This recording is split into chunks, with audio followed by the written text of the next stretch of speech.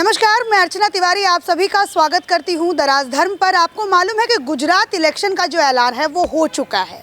फिलहाल हम लोग जो है घाटलोदिया विधानसभा क्षेत्र में हम लोग मौजूद हैं। आपको मैं ये बताना चाहती हूं कि जो गुजरात के मुख्यमंत्री हैं भूपेंद्र भाई पटेल, उनका ये विस्तार है। हमने ये सोचा कि चलिए उस विस्तार में चलते हैं, लोगों से बातचीत करते हैं। पटेल समुदाय के मैं आपको बताना चाहती हूँ, यहाँ पे ज़्यादातर लोग पटेल समुदाय के लोग हैं, तभी भूपेंद्र भाई पटेल यहाँ से शायद चुनाव भी लड़ते हैं। मतलब समुदाय का तो असर पड़ता है ना, तो इस वजह से हमने ये सोचा कि आइए पटेल समुदाय के भाइयों से और बहनों से बातचीत करते हैं कि क्या विचार है। क्या जो कहा जाता है कि भूपेंद्र भाई पटेल जो है वो साइलेंट मुख्यमंत्री हैं, इस बार इलेक्शन में ज़्यादा बोलते हुए नहीं नज़र आ रहे हैं, लेकिन हम जो है उनके पब्लिक के बीच पहुँचे हैं, उनके मुँह से जानते हैं भूपेंद्र भाई पटेल के विस्तार में क्या उन्होंने विस्तार किया है 5 सालों में।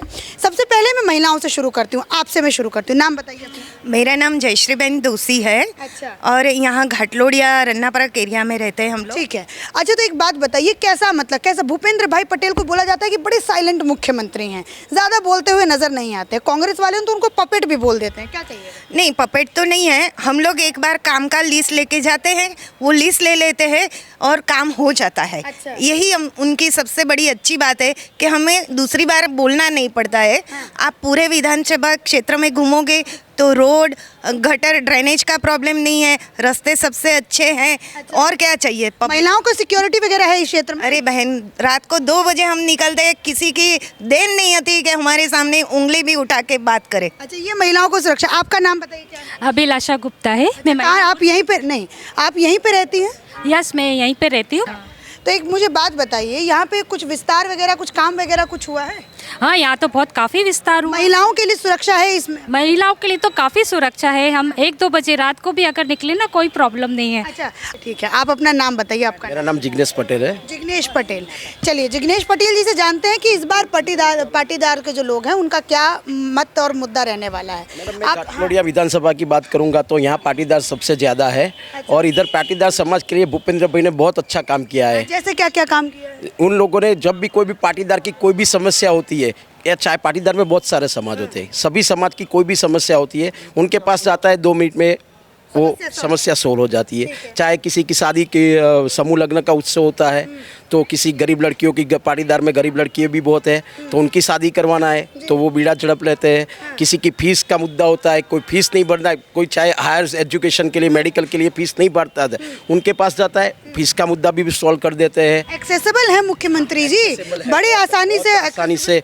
यहाँ उनका बहुत मृदु और मक्कम है। अच्छा, मृदु और मक्कम का मतलब? मृदु यानी बहुत कम भी बोलते हैं, बहुत सौम्य है, किसी को ऐसा नहीं बोलते कि तू इधर से मेरे साथ मत आ, किसी को गाली भी गलौज कैसा, ऐसा कोई इनका स्वभाव नहीं है। अच्छा। बहुत ही सबके साथ जुल मिल के रहने का उनका स्वभाव है। अच्छा, आप लोगों से कभी मिले हैं?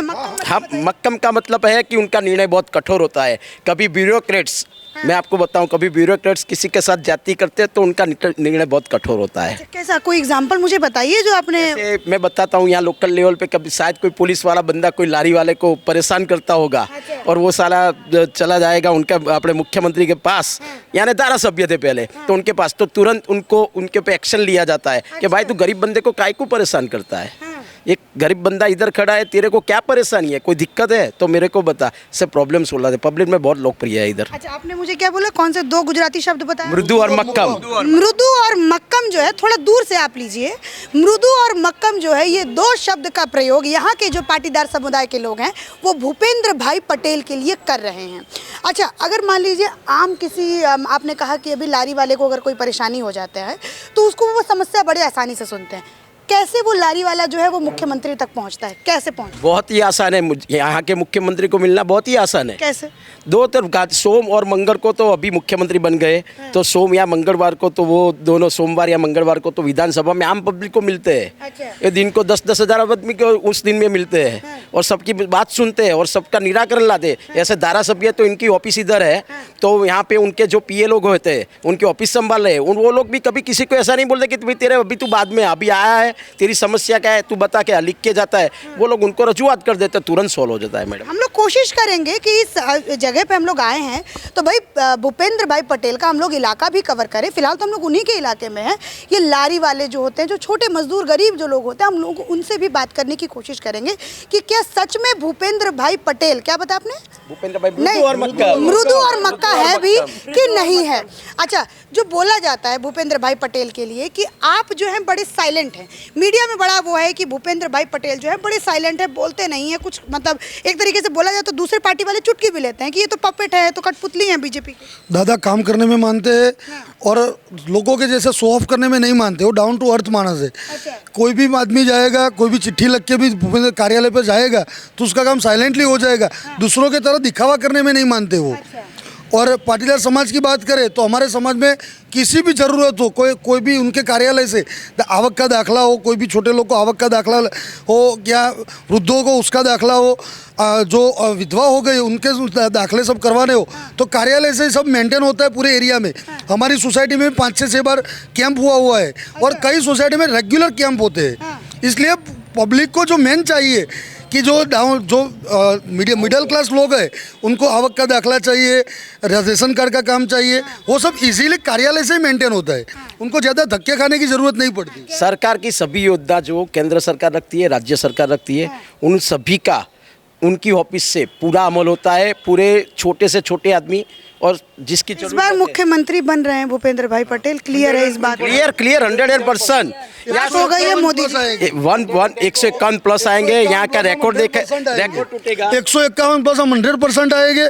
जो मोदी साहब ने बोला है, अमित भाई ने बोला है, पाटिल साहब ने बोला है, वो 100% पूरा होगा। हम सब सोसाइटी वाले जितने सोसाइटी वाले से बैठे तो बातचीत करते हैं ना, तो भी सब बोलते हैं कोई भरूच से रहने वाला है, कोई अमरेली से रहने वाला है, सब बोलते हैं कि हमारे वहाँ भाजपा के सिवा कोई नहीं आएगा। नरेंद्र मोदी साहब ने ऐसे ही नहीं बोला कि हमको इस बार नरेंद्र से भूपेंद्र की सीट ज़्यादा मिलेगी।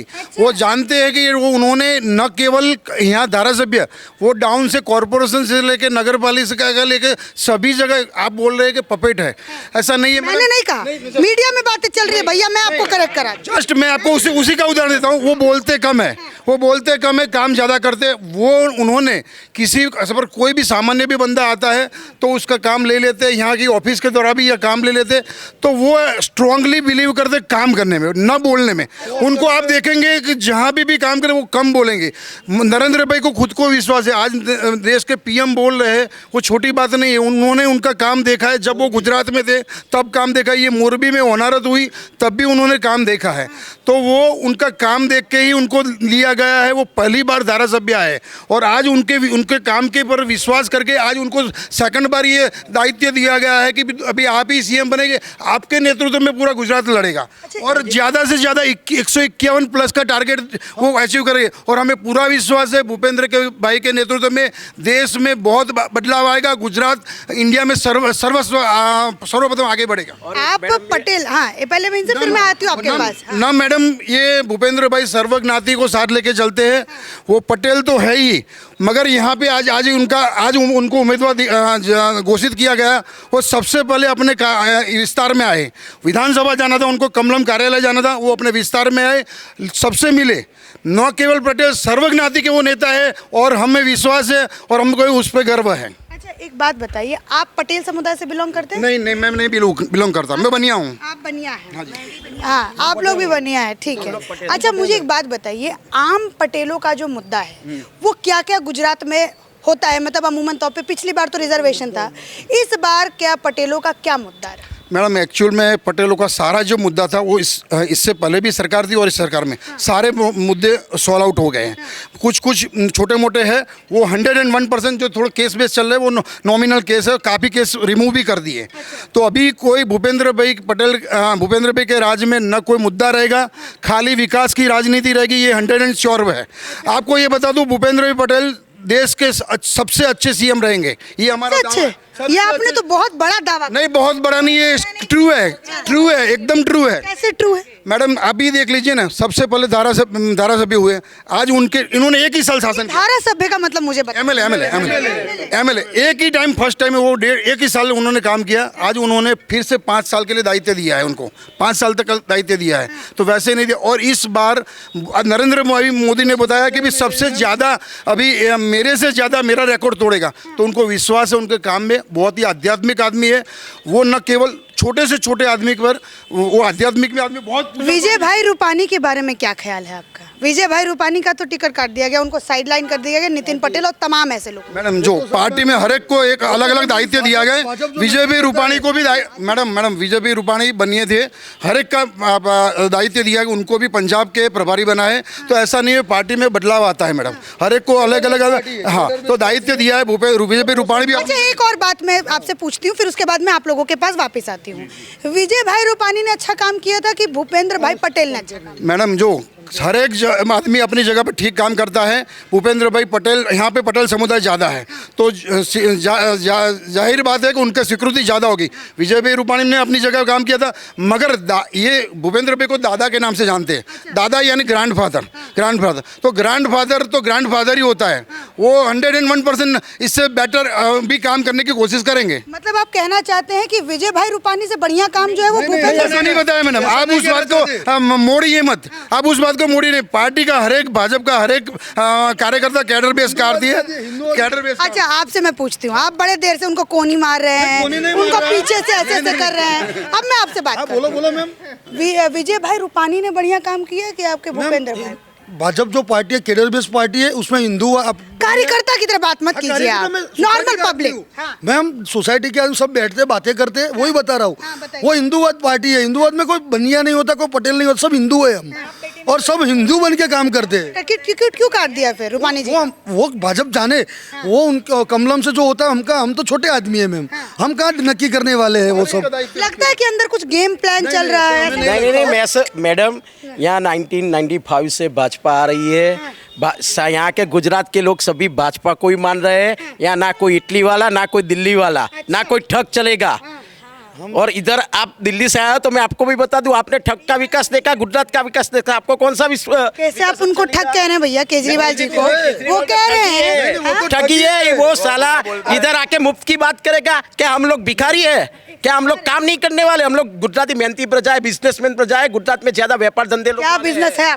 हमारा बिजनेस है मैडम, ट्रैवल्स का बिजनेस है, खेती का बिजनेस है। तो कितना हो जाता है टर्नओवर? कितना क्या टर्नओवर कितना? वो क्यों बताए? हम आईटी पढ़ते हैं, हमारा आईटी आप देख लेना मैडम। गुजराती लोग सबसे ज्यादा मैडम मेरी बात सुनो, गुजराती लोग सबसे ज्यादा टैक्स भरते हैं। बड़े गुजराती लोग कोई टैक्स की चोरी नहीं करते। आप मेरा आईटी देख लो, आपको पता चल जाएगा कि भरते हैं पूरा प्रॉपर। तो मतलब यहाँ पे केजरीवाल जी को मैं जहाँ जहाँ जा रही हूँ सिरे से निकाल दिया जा रहा है, और ये ठग भी बोल रहे हैं। क्यों बोला आपने ठग? क्यों ठग बोला? जहाँ जाते हैं, दरगाह में जाते हैं तो टोपी पहन लेते हैं, मंदिर में जाते हैं तो पगे लग लेते हैं, तो ठग नहीं बोले तो क्या बोलेगे उसको? राहुल गांधी जी के बारे में क्या ख्याल है? अभी तो चंदन भी लग रहा है, वो तो पप्पू मानते हैं हमारी सोसाइटी में, तो उसको आए ना तो लेडीज लोग मारेंगे। ठग है पूरा। ऐसा क्यों? मैंने तो बड़ा महिलाओं का प्रेम देखा है भारत जोड़ो यात्रा में, कि बड़ा प्रेम है। आप गलत सोच रहे हो, आपको अभी क्लैरिफाई हुआ ही नहीं। आप गुजरात में घूमो, अहमदाबाद में घूमो, सब सोसाइटी में घूमोगे ना तो आपको पता चलेगा कि राहुल यहाँ से निकले ना तो भी मारेंगे सब। हम नहीं बोल रहे। कारण क्या है? कारण क्या है? वो पप्पू जैसा बिहेव करता है, सोना बटाका डालो सोना निकलेगा, मैच्योरिटी बात नहीं है। थोड़ा बुद्धि तो होना चाहिए। गुजरात लोग बुद्धि वाले लोग। मैडम आप बोलते हैं केजरीवाल को ठग क्यों बोलते? केजरीवाल पे विश्वास क्यों नहीं करते? आप अब छोटा सा, आप समझ लो, आप दिल्ली से आए, कोई आदमी छोटी सी गाड़ी लेता है तो भी 10 जगह सोचता है, 10 उसका रिस्पॉन्स देखता है कि पिछले 5 सालों में इस गाड़ी का क्या रिस्पॉन्स आया। केजरीवाल आए, जुम्मा 4 दिन हुआ, 10 दिन हुआ, साल हुआ, ठीक है। ये भारतीय जनता पार्टी बहुत पुरानी पार्टी है, उसके जो नेता है पूरे छोटे नीचे से लेके ग्राउंड से लेके तैयार हुए नेता है।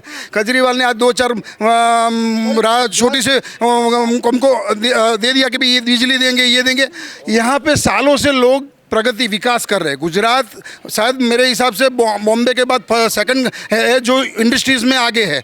तो वो ऐसे नहीं हुआ। हमको मुफ्त की राजनीति नहीं चाहिए, यहाँ मेहनत करने वाले लोग हैं, और वो हमारे नेता से। कितनी सीट आ रही है भाजपा की? 151 प्लस मैडम। आप लोग घूमते हैं, बातचीत करते हैं। ये गुजरात में बिजली मुफ्त देने की बात कर रहा है।